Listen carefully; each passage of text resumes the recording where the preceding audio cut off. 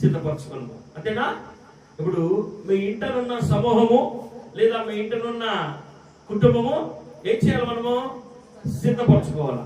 రెండో మాట రాయబడింది అక్కడ, ఏమన్నాడంటే వారికి నీవు కావలిగా ఉండము అన్నాడు. వారికి నీవు కావలిగా ఉండము. ఎందుకు మనం సిద్ధంగా ఉండాలి? ఎందుకు మనం సిద్ధంగా ఉండాలి? నేను ఒక మాట జ్ఞాపకం చేస్తాను. మన జీవన విధానంలో జరిగే కొన్ని సిద్ధపాట్లు మీకు జ్ఞాపకం చేస్తాను.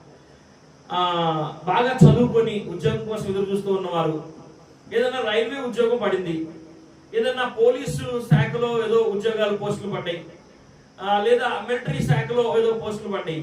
వీటి కొరకు ఎప్పుడైతే పలానా రోజు అని మనము నిర్ణయించుకుంటాం, అంటే ఆ పోస్టులు పడతాయో వీళ్ళందరూ ఏం చేస్తారంటే అకాడమీలో జాయిన్ అయ్యి వాటి విషయమై ప్రిపేర్ అవుతూ ఉంటారు, సిద్ధపడతా ఉంటారు. రన్నింగ్ సిద్ధపడే వారు ఉంటారు.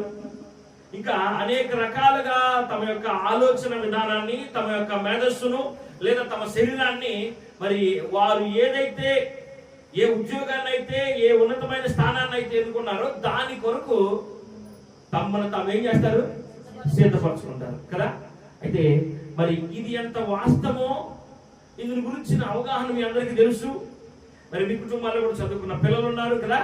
మనము సిద్ధపాటు విషయంలో, మన బిడ్డల సిద్ధపాటు విషయంలో, సరే వివాహాల విషయాల్లో సిద్ధపడి ఉంటాం.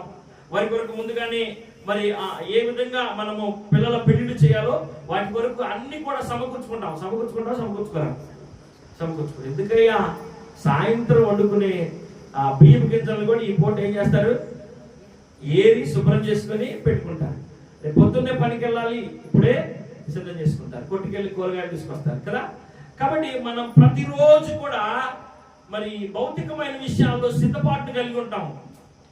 అందుకు మరి మనం ఏం చేస్తూ ఉంటామంటే మన చుట్టుపక్కల వారిని మనం జ్ఞాపకం చేసుకొని వారికంటే ముందుగా సిద్ధపడి ఉండాలని అన్ని విషయాల్లో, భౌతిక సంబంధమైన విషయాల్లో, అన్ని విషయాల్లో మన చుట్టుపక్కల ఉన్న వారిని ఇంకొంచెం ముందు, వారికంటే ఇంకా ముందు అంటే అనేకులు మాదిరిగా తీసుకొని రెడీగా ఉండాలి. ప్రతి విషయంలో కూడా ఒక సిద్ధపాటు కలిగి. అయితే దేవుని వాక్యం సెలవిస్తా ఉంది, ఈ రోజు నీకు చెప్పుచున్న మాట ఆ సిద్ధపాటు దేని గురించి అంటే దేవుని యొక్క రాకడను గురించి. దేవుని వాక్యంలో మత్తయి సువార్తలో 24వ అధ్యాయం 44వ వచన భాగం చదువుకుందాం. 24:44 ఒకసారి జ్ఞాపకం చేసుకుందాం.